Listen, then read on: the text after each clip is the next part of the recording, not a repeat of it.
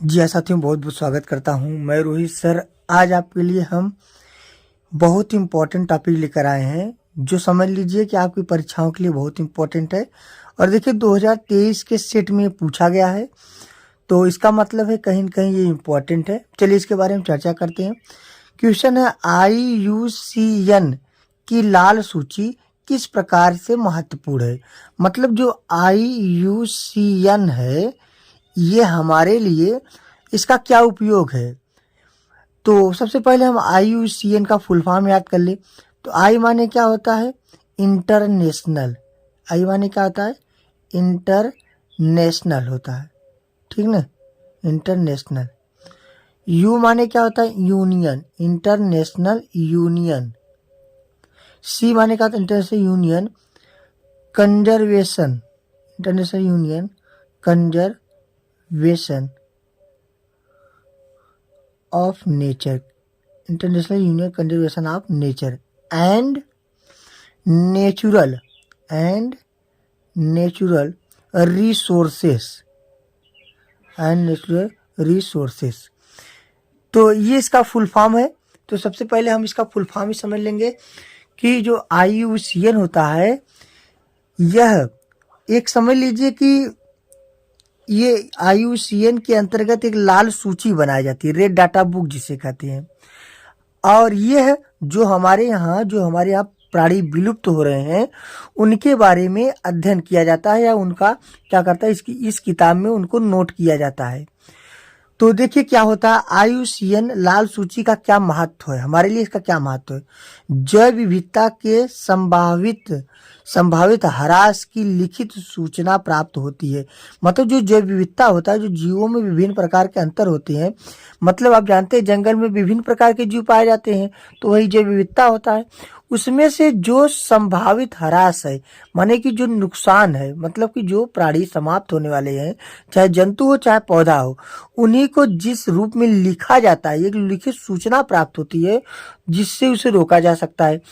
अगर हम किसी के बारे में पता कर लेंगे कि वो लोग समाप्त हो रहे हैं, तो उनका हम लोग संरक्षण करेंगे। क्या करेंगे भैया, संरक्षण करेंगे। तो संरक्षण करेंगे तो वो लोग क्या करेंगे, रुक जाएंगे, यानी समाप्त नहीं होंगे, ठीक ना। इसी के अंतर्गत क्या होता है, इसका अध्ययन किया जाता है, या इसका ये महत्व होता है। चलिए इसके बारे में और जानकारी प्राप्त करते हैं, ध्यान देखिएगा।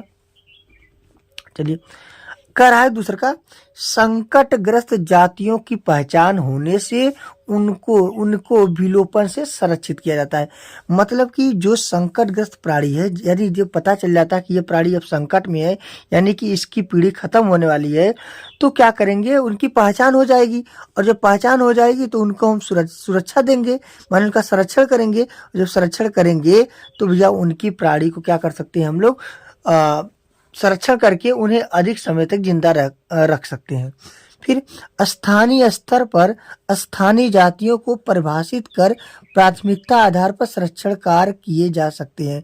मतलब कि हम लोग उस स्थान पर, उस स्थान के जंतुओं को, उनको ध्यान देंगे, फिर उसका ध्यान देने पर क्या करेंगे, उनका हम संरक्षण करेंगे।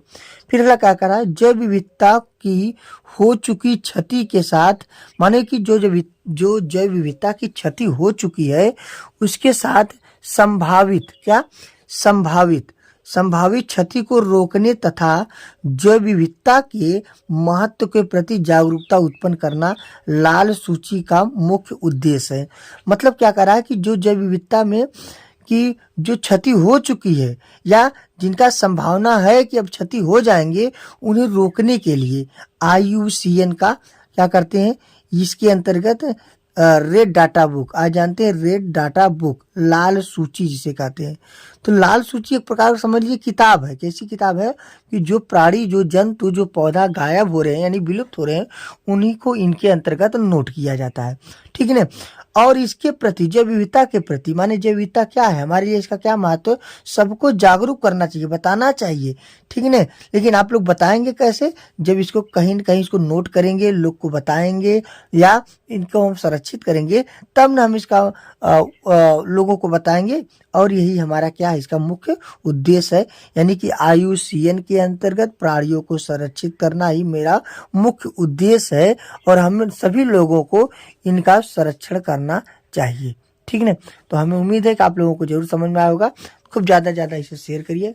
Thank you so much. आपके कक्षा 12 की बोर्ड की दृष्टि से काफ़ी इंपॉर्टेंट पॉइंट है। धन्यवाद।